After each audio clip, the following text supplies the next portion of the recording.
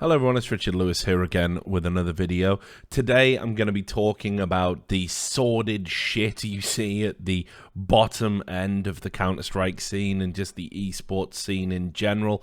I'm sure if you pay particular attention to the Counter-Strike subreddit, the CSGO subreddit, you may have already seen a little bit of this. There was some drama basically about a commentator, an independent commentator, being threatened for casting games because a company is offering a service to certain organizations where if you pay them, they will cast your games.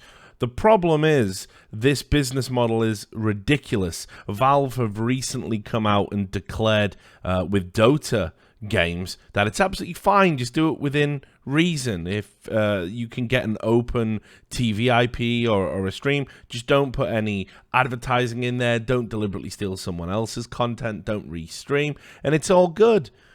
So anyway, we'll get into the bones of this. I'm having to split this into two videos because it's so fucking absurd, and both organizations are at fault, are in an absolute fucking disgrace.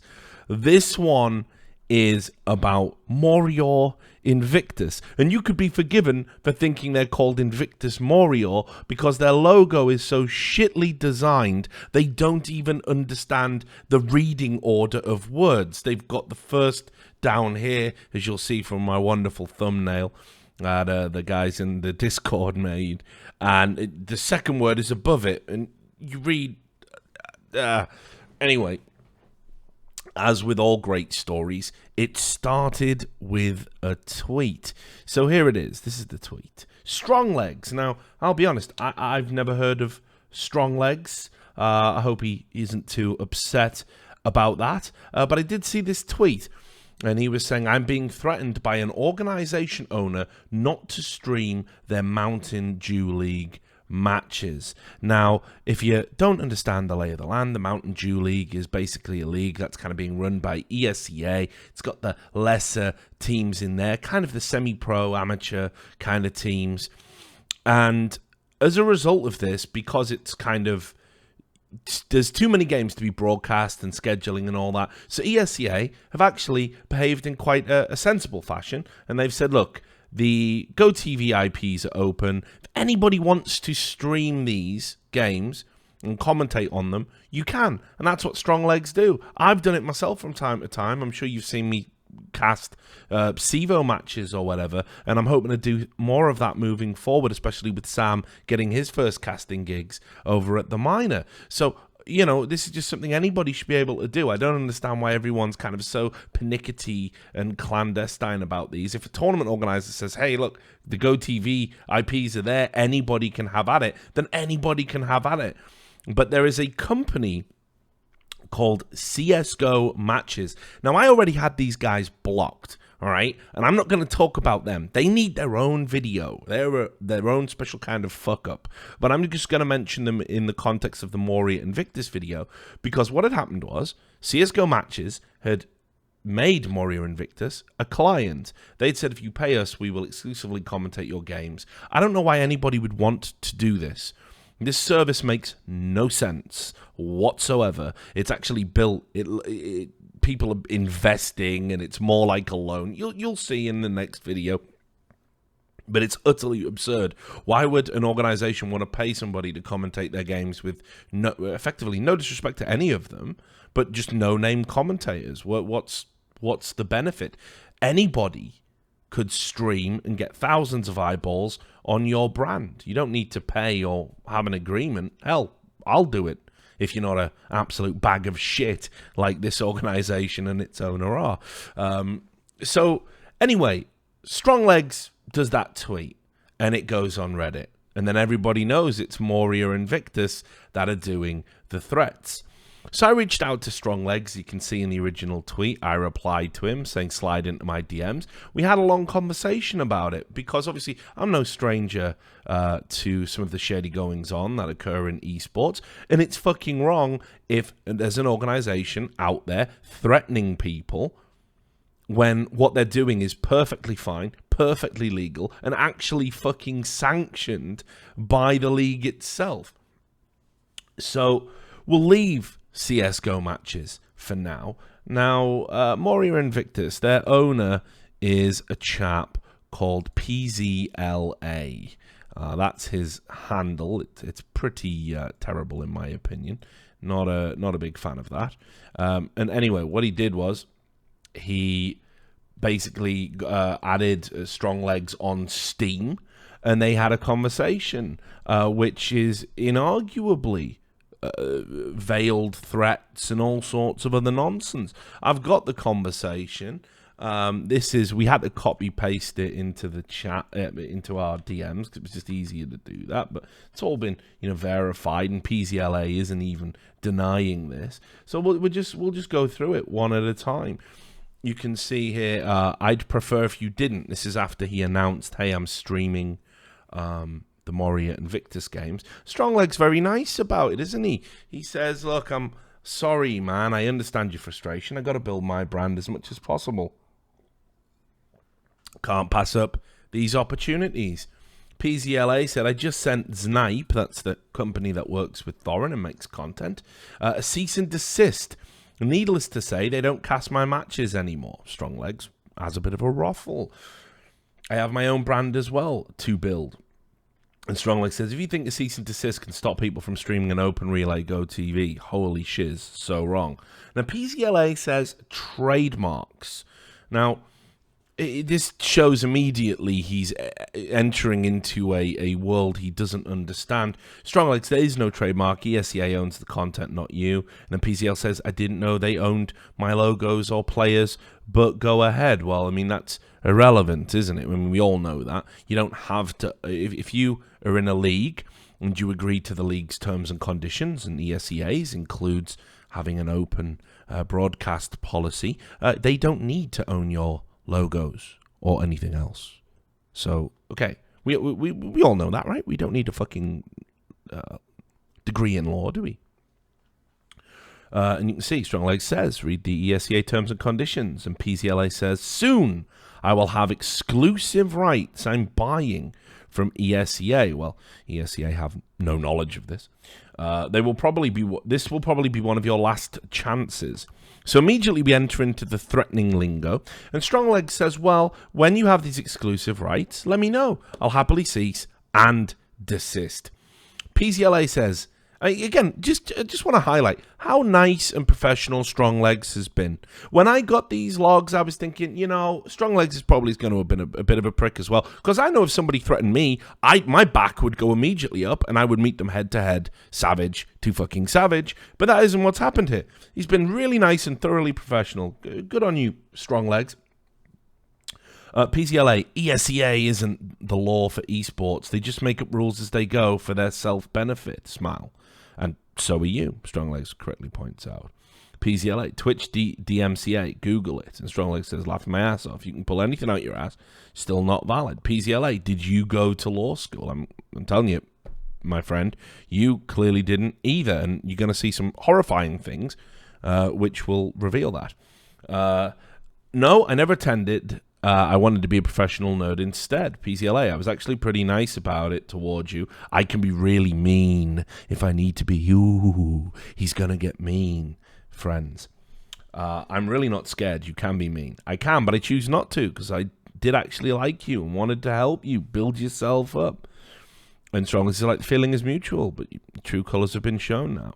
And it's that I'm paying for my matches to be casted and to build my brand. So yeah, logical people are going to be pissed when others are streaming it and hurting numbers. Makes sense?" Stronglegs says, "You're dumb to pay them to cover your matches." This is the best bit of advice PZLA is going to get. Hopefully he takes it from me. "There's a reason people gravitate to my stream, even though my production quality is 1.5 out of 10.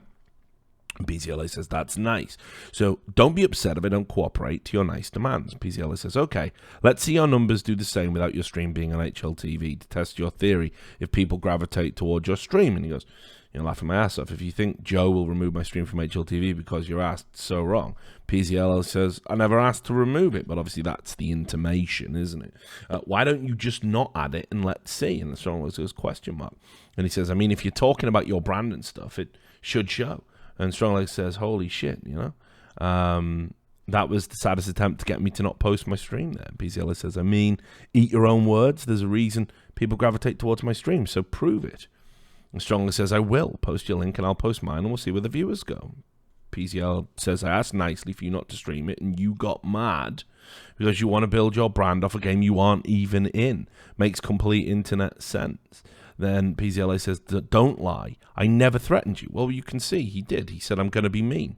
We all saw that, right? We all saw that PCLA said that. And not only that, he strongly intimated that there would be some legal repercussions and he would abuse the DMCA system. That's 3 threats by my counts. And PCLA says, I'm a pretty nice fucking guy. Definitely not. He's a massive piece of shit. I'm allowed to say that as well legally. Don't turn your incredible team of lawyers on me, PCLA. I think you'll find that's protected speech. I offered you contacts and shit and you want to say I threatened you. Lull. So with that lull, that conversation ends. But that was the exchange. And therefore, I think we can all agree that is a very threatening way to go about it. And of course, understand Stronglegs has done absolutely nothing wrong whatsoever. So let's talk a little bit about Morior and Invictus, because these are the kind of, it's really weird. It's kind of like, I've made this analogy before, it's like when you wipe your ass with cheap toilet paper. These people get caught and they get called out, right? But they always seem to cling on, and like cheap toilet paper, it doesn't wipe any of this shit off. It just spreads it to another part of your ass. So that's what these guys are. I mean, they've been called out before. You're going to see this. I mean, they are just so much bullshit as an organization. It's hard to believe. So I've shown you the threats that they made, which of course are legitimate. But they pose as if they're a big player in the esports space. Well, obviously they're no stranger to deceptive practices. Now I know people in esports that have bought fake Twitter followers and fake Twitter bots, and it's always very apparent. But one of the reasons people do this is to synthesize credibility, to appear big and scary if they ever want to get into a direct conflict with you. You go, oh my god, they got fucking hundreds of thousands of Twitter followers, they must be real. Well, no, they're not. Now, Twitter audit unfortunately hasn't been working properly for the last few months. I think Twitter changed their API to kind of stop it. But look, if you just go to the fucking Twitter audit page, and this is only 4 months old for Morior Invictus, it's got a 30% audit score. They had 13,000 fake followers. Okay, so this isn't an organization with a fan base. This is a guy trying to make it appear as if he has a fan base. So I mean, that's just embarrassing, isn't it? I mean, doesn't make you a bad person. It's just really embarrassing that you are so insecure you have to fake that shit, and also as well, I mean, let's just be real, Morior Invictus, every time I've heard of them, it's for bad things. So there was that. But then I realized that oh shit, yes, I had heard of these guys before, and let me just show you this. I don't know if you remember Fragadelphia, but yeah, basically there was let me just get the actual right thread. But do you remember there was a team at Fragadelphia, and they went, and then basically it was announced by the organizers of the LAN that the team that had attended had charged back all of the money. Do you remember that story? It was on the front page of Reddit. I was kind of laughing about it at the time, because it's just so spectacular. It's either spectacularly inept or pathetically deceptive. It's like shoplifting a chocolate bar, and then calling yourself a fucking master criminal, So I was fucking researching this organization, and there it was, and this was the Reddit thread that came up. And of course, Nerd Street Gamers, they're the guys who organized Fragadelphia, a North American LAN. They actually called out Morior Invictus because they charged back the entry fee. So they sent the team, paid for it, and then charged it back. All right. So, I mean, that's, again, pathetically scummy. I actually interviewed PCLA just a little bit. We had a conversation. I mean, I told him straight, I think he's a piece of shit, and people like him shouldn't be in esports. You're going to see why. I'm saving the best till last. But he said, oh, that was just an innocent mistake. I'd used my girlfriend's card and it got charged back because they didn't recognize it. But I totally put it right and fixed it. And I went, yeah, after a fucking Twitter and Reddit thread storm, yeah, then you did. So another guy at the height of the Stronglegs scandal came out, a player called Sickly. And he said, yeah, and they fucked me over as well. They didn't pay me. And I was like, well, you know, we're starting to see some sort of terrible pattern here, aren't we? So I interviewed him again, and he basically told me that the organization had agreed to pay him a salary of $1,500 a month to play for their team. Now, that to me seems a tad excessive. That was the salary he was on in his previous team, which I believe was Miami. The Miami Flamingos. That went on to become Gale Force, if you know them. And I was like, you know, it seems a tad excessive, but then again, you know, if you're going to be a star player, that's all right. So basically what PZLA did was he agreed to the salary, tried to get him into play and everything else, and then he paid him a tiny fraction of the money. So to give you basically a timeline, and I'm going to show you emails that confirm this. He said, basically, this is Sickly speaking. He said, I left ex-Miami Flamingos. PZLA asked if I wanted to come, and he would match the salary I had and give me a HyperX keyboard because they had that sponsor. And he said, yeah, I could accept it, but if I'm going to stay in the US, because I'm from South America, there's some bills and stuff I'll have to pay, and blah, blah, blah. I'll need some food and personal expenses. And he wired him $100. And then he said there would be another $200 sent to the PayPal. But then he used like a weird ghost account, and the bank had to call up and verify the transaction, and the $200 got declined. So in the end, he just got $100 advance on his 1.5K salary. And he was like, okay, well, no problem. But then he kept asking for the money, and the money, you know, week after week. And he was saying, can I get the money? Can I get the salary? Can we get what we agreed upon? Can we do the agreement? And every time he always had an excuse, and he was saying, oh yeah, I'm cashing out in Bitcoins and doing all of this, right? So he had to sell Bitcoins, it appears, or it looks like, to sort of fund the salary, the acquisition of this player. And then after a month, so he should have already had the 1.5K salary. After a month, he sent $350. So in total, he had received $450 of this 1.5K salary. And then he did all of that. And then he said, right, I'm going to wire you some more money. And it never came. So Sickly said, fuck this. I'm done, you know, like, he keeps promising the money. I'm obviously never going to get it. I'm just going to leave the country and do my thing. And I think he missed a game as a result of it. So as a result of that, missing that match, they then used that to basically say, hey, this is a material breach. Now, certainly the contract was already breached prior to that by you not sticking to the terms of the agreement as the organization. But whatever, again, remember, I'm not a lawyer, and this guy likes to pretend that he is. So here it is. You can see this was all done through a service, Coin2Pal.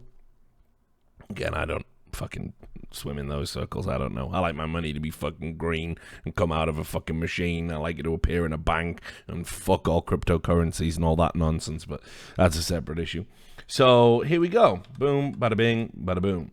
These were the emails, and you can see here, hi, you have received 2 payments, 365 and 277, on behalf of PZLA at Invictus Gaming.tv. And he said the sending party claims you do not provide the agreed upon service. Please provide evidence that you did indeed provide the service. If we do not receive the evidence, your payments will be disputed automatically. And then you can see this other email, which is a little bit smaller, so I'll zoom in on it. They claim you refused to play a match because you were leaving the country, and they considered that a breach of contract. The payments you received were meant to cover the cost of hardware, and after terminating the contract, you never either returned the items or the money. Do you agree with this? And he said, no, I was meant to be getting $1,500 a month. I represented them for the whole month. These are the only two transactions I got. They owe me $700, actually. They've been delaying my salary. And then they said, thanks, blah, blah, blah. And he's like, look, I did what I was told to do. So this is very clear to me that the agreement of the 1.5, again, all agreed upon, didn't get it. They're claiming it was for a material breach that happened after the non-payment, which sort of seems a bit weird, right? We didn't pay you, so you didn't work for us, and now we're going to use that as the excuse to not pay you. Doesn't work like that. So this guy is, like, this PZLA guy is obviously, again, just a piece of shit. He was even saying to me, oh, hey, you can totally talk to my players that I've got on the books now, and they will say only good things about me. And I was like, okay, well, sure, that might be true. And I did reach out to the players on the organization currently, and they said, hey, yeah, it's all going, it's fine. It's not a big deal. Haven't had any sort of negative issues so far, just that it was a bit embarrassing, that whole Fragadelphia stuff and whatnot. So, okay. So you're like, well, all right. So this is a standard bedroom organization who doesn't understand the space. He's paying money he doesn't need to pay for a black market service to a bullshit company. He's getting super upset about it. He's flexing and threatening people. He doesn't pay players. He has mysterious chargebacks when he sends people to LAN. This is just a bedroom organization, Richard. You're being a little bit harsh, aren't you, calling this guy a piece of shit? Well, as I said, I'm going to save the best to last. Now, this dude actually put his number on the ESEA and on a few leagues. He actually put the business number up. I have no idea why you would do this, why this would be a good idea, but that's what he did. So I'm going to just quickly get these images for you, which should be here. So this is what he did, and I've cut it out because I don't want him to get prank called off the back of this, and given that he is an asshole, I'm sure somebody somewhere would think it would be poetic justice. But I don't want that. That's not what I'm about. So anyway, he posted his number up online, and obviously people fucking started to prank call him. It's just one of those things, isn't it? If you want your number protected, don't make it public. Now, sure, it's a business number as well. It's one of the risks, but here it was. So it was one of those old for business inquiries. If you want to do business with us, like, who the fuck would want to do that? But here it is. So there it is. This is just confirmation that he did indeed post the number. Now, as a result of that, some kids got hold of it and they did prank call him. Now, just for the benefit of this video, I don't condone prank callings or harassing people or fucking with them. I think it's a bit pathetic, but we all did it as kids, didn't we? I did. I've done prank calls, Not to the police or anything, but you just, 0800 numbers, random residential numbers. We've all done it when you're bored as a kid, and it's stupid, and it's not something you really do beyond a certain age, like I think, 11, 12, whatever. But what this guy did was, after he got fucking prank called, was he went absolutely ham and tried to track down the person who had prank called him. And what he decided to do is so mind-blowing. I literally can't believe this is real. So what he did was he got the prank call. So he then calls the guy who did it, who, by the way, turns out it was a 16-year-old boy. Prank calls. Remember what I said. You generally don't do them past a certain age. I would assume it was kids, all right? But he went in and he went after this guy who was 16 years old. So first he starts sending him some ridiculous texts that are just so aggressive in tone.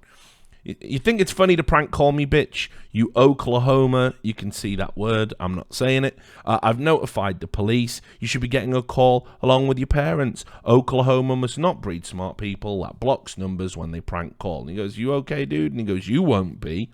Might want to change your number soon. This made over a prank call, lol. Is you trying to justify waking me up after I got your number? Good luck, F-word bitch. Not at all. However, prank calls aren't illegal, but harassment is. What you're currently doing is closer to that than anything I did. Nice try, though. If you say so, F-word boy. And he goes, I mean, it is, Ruffle. And he goes, then call the cops on me, bitch. And he goes, I don't care enough when I can just block your number. Also, why the fuck would you put your phone number on ESEA? How brain dead are you? And he goes, you're going to need to do more than block this number, kid. It's a business number, F-word nuts. Good luck to you today. Laughing my ass off. Now, that is sort of bad enough in and of itself, isn't it? You've basically sent a bunch of homophobic abuse to a 16-year-old kid who prank called you, yet you're claiming that it's a business number, that you're running a business, that you're a businessman, all of this stuff. But then it gets really bad. So I didn't know about this website. It's a website called Backpage, and Backpage is kind of infamous, right? So it's kind of like a Craigslist type website, but it's used a lot for illegal things, and in particular prostitution. And if you Google Backpage, I mean, even this year, there's been prostitution stings and pimps and all this operating on this website. What this guy did was he took the kid's number who had prank called him, and he placed an advert soliciting sex on Backpage. So people would see this number and proposition this 16-year-old kid. Yeah. Oh, yeah. And the kid did indeed get propositioned. It actually happened. People called the number, texted the number, pretty much intimating, hey, you know, let's get it on. Let's have some sex. And I'll show you the one of the propositions. And here it is. So, yep. Sorry about being slow there. So here it is. This is the proposition. Just had to make sure there was no revealing information. So here it is. And the guy says, like, where is it located? And he goes, it's a false ad, dude. And he goes, I asked you if it was a false ad. And you said, no, it was not. I'd be down to just give you a nice, relaxing foot massage. No nudity. You just sit back with your feet exposed. It's very relaxing. And he goes, brother, man, I'm 16. And it was a false ad. Someone posted my number because I prank called them.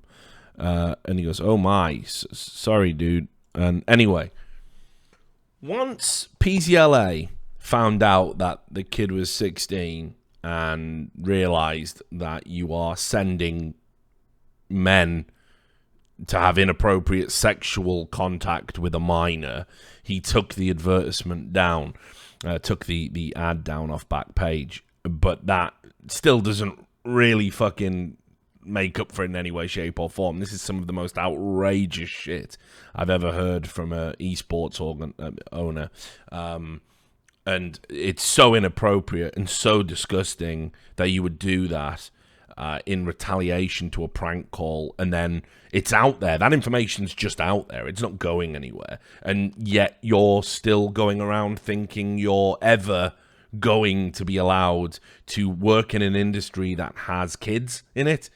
Young people, young adults, you're just behaving like this, are you? You think, you know, I'm fucking staggered. And I urge anybody, whenever Morior or Invictus is brought up, please link this video and all of it in its fucking entirety so people know not to fucking work with these people. Because that's fucking so unacceptable.